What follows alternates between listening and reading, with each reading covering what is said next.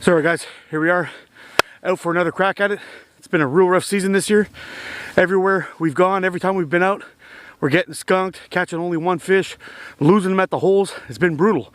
In fact, a lot of the people we've been talking about, checking on social media in my area, they're stinking it up too. So I don't know what's going on, but hopefully we can stop the trend today and get some big toothy critters on the ice. But even if that doesn't happen, we're gonna cook some good food. I got a new toy to show you, and we're gonna have a good time regardless. I even got a couple of nice beers from a local place out here, from microbrewery called Four Origins. Really good stuff. If you can get it in your area, you really need to try it out. You won't be sorry. All right, we're gonna be using two different types of baits today. We're gonna be using these little shiners.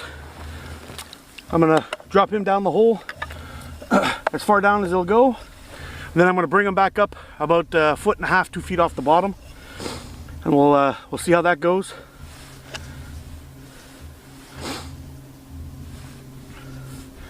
And then we'll also be using mackerel. I'll show you that in a bit. There we go, we're on the bottom.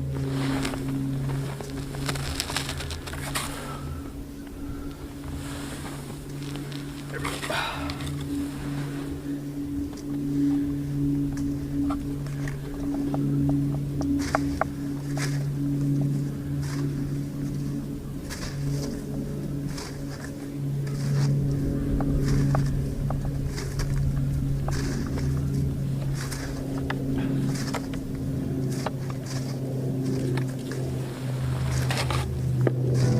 First flag is set.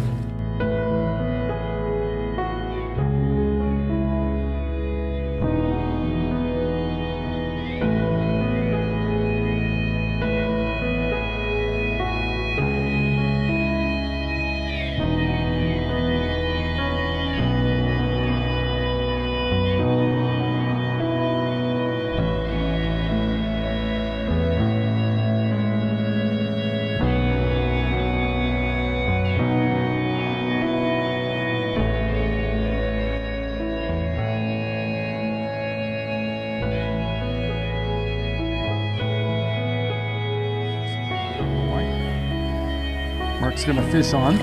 You don't know how big it is yet. She's pulling. Give it some time. Oh, we got a nice pike of some kind. Finally! Mark Abel comes through with a really nice pike. That's a really nice one. Finally. Finally. Let me tell you, it's been a rough go, but we're finally on the board with a pike. Beautiful. Okay, just leave that bad boy running, and let's get this guy, ooh. Let's get this guy unhooked. Yeah, it was on a mackerel too. Here, wanna do a quick measure, just to get a ballpark? Measure. I'm thinking 28 inches. It's 32, and girth-wise, It's about to freak out. Watch your face. 14. 14. Let's put her back. We're gonna put her back.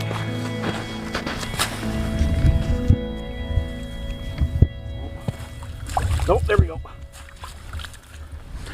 Well, guys, I gotta tell you, I was about to quit on this video, but so far today,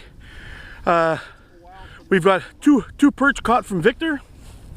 We got one pike on with me, and we'll see where it goes from there. But right now, I've got my victory steak that I cooked on my little Lixada stove with some charcoal from home. All right, guys, I gotta tell you, it feels so good to have the monkey off my back and actually catch a pike for the first time this season. The ice fishing season's been brutal. Haven't caught anything, coming out in the cold, the crappy weather, the rain, the snow, doing everything I can to get things done, and nothing. But today, finally, I'm on the board. But anyway, had my victory steak, had a victory beer, and I wanted to show you a new toy that I got. This is the Ganzo Firebird FH11, and this is a beautiful knife. I got it out of D2 steel. It's a D2 steel with a carbon fiber handle. It's wicked sharp, super light, high quality steel. It's got bearings on the flipper, so it really pops open and closes real nice. Take a look at this. Now, for those of you who've seen this on Instagram already, look at that. Super smooth. Look at that. Just crazy. For those of you who have actually followed me on Instagram, you saw this guy already, but let me tell you, I don't believe there is a folder at this price point available at this quality anywhere. I know it sounds crazy. You're like, oh, Mark, shut up. You know what you're talking about. It's made in China. I don't care what you say. This knife is amazing. Now, I've heard a few things that it won't strike a ferro rod. Well, let me tell you, strikes a ferro rod just fine. It came pretty sharp, but I did do a little bit of a sharpening job on it, and I put a very shallow convex on there, and this thing is so sharp right now, it just destroys hairs on me. It's like the hairs jump off before the knife blade even gets there. I'm telling you, it's awesome. I'm going to bring the camera in a little bit closer, and I'll tilt the camera down so you can actually get a better look at it, just to see what it looks like and what you're getting into when you buy one of these guys. But so far, I'm absolutely in love with this. I've been using this at work, cutting pneumatic hose with it, rubber hose with like a mesh inside. I've done about 15 or 20 cuts on it, and I've done a lot of strap cutting, nylon strap cutting with it, and it's chopping all these things up like a razor blade. It actually cuts better than my X-Acto knife at work after sharpening it, and it's holding an edge quite well. So let's get this camera in here, and we'll take a look at it real quick. So right here it is. You can see I got the it's G10 laminated with carbon fiber. You can kind of see the transition in it here, just where the bevel is. It's got a liner lock right in here that works quite well. And at the edge of the liner lock, there's this little bead that actually closes the, or keeps it closed. So if you close the knife like this, you can, you can get it out of there, but it's very difficult to grab it by your hands by the way this this false edge is here on the thing, or this wedge that they put on there. It's got a little bit of jimping, but the thing that's the nicest about this whole knife is on the inside of these, unlike the older models of Ganzo, it's actually got bearings inside. So a very tiny flip almost opens it all the way up. I mean, here, I'm not even giving it a really crazy flip like you'd have to with the older models. Just a little tiny flick and it pops right open. If I really want to give it, it'll pop open nice, but you don't even need to. It's just a little flip. One-handed, in and out, whenever you need to. And that's it. This thing is wicked sharp. You can see here I got a little bit of steak goop on there still, but I'm absolutely in love with this knife. I know there's going to be people saying, don't buy Chinese, all that stuff. If you want a good steel at a budget price with many different handle styles, I think they got the G10 models that are kind of contoured. However, they don't do that with the carbon fiber. Otherwise, you'll lose the you'll lose the beauty of it. So they keep it flat. But it's got a nice, if you can see the inside there, it's got a decent frame. It's got a fully ambidextrous, so you can change over your belt clip, and the belt clip is not insanely hard like some of the other ones were. You can slide it in and out of your pocket decently, but it holds on well.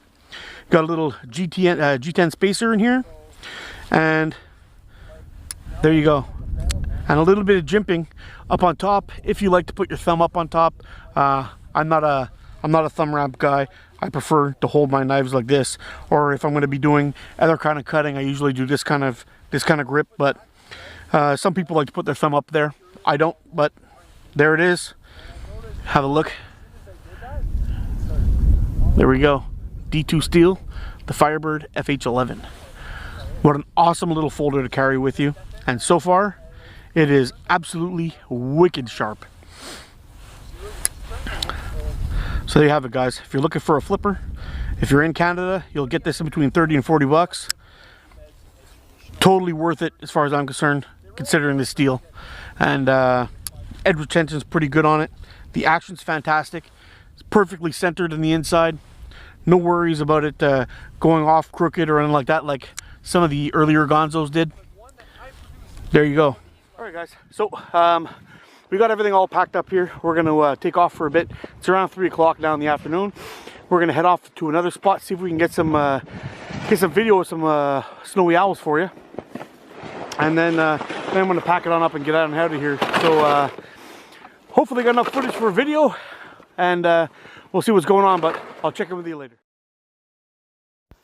Well, it didn't take us long to find our first snowy owl. We first set out into an area where there was a lot of farmers' fields that were covered in snow. It would be a good habitat for voles and mice and other rodents like rabbits or rats or anything like that to be roaming around. And this is where the snowy owl likes to set up. So if you're looking for them, look for vast open areas that are covered in snow, and these guys will be there, perched on top of something with their eyes open, ready to pounce. Now it's hard to tell whether these are male or female because many first-year snowy owls tend to have this similar kind of pattern with the dark flecks in their feathers. Now sometimes the females will look like this, or most of the time they'll look like this, but the juveniles will also look like this, male and female. So most of these snowy owls that we see are first-year fledglings, or whatever you want to call it. They have come down to practice their hunting in a climate where it's not brutally freezing cold. Now this guy here, I wish I would have got the camera started a little earlier.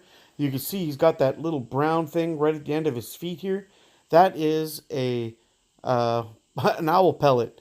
I saw him leaning over, it looked like he was yawning, and all of a sudden this brown thing came flying out of his mouth and landed on this tin roof here.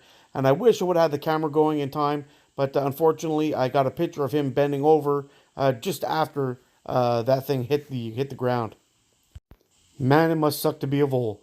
First you get caught by those big nasty claws, then you wind up a brown turd looking pellet in the top of a tin roof. So alright guys, this is the final snowy that we found that day, and personally I think it was probably the best looking. Turned out to be a really great day. Found 3 snowy owls, got my pike. Can't ask for more. So alrighty folks, that about wraps it up. Just cleaning off the boots to get the mud off before we get in the car. But 1 pike, 3 snowy owls for the day. Not so bad. And at least we got to spend the day outdoors. Thank you very much for watching. We got to get out of here now. And we've got appointments to take care of. You guys take care and get out.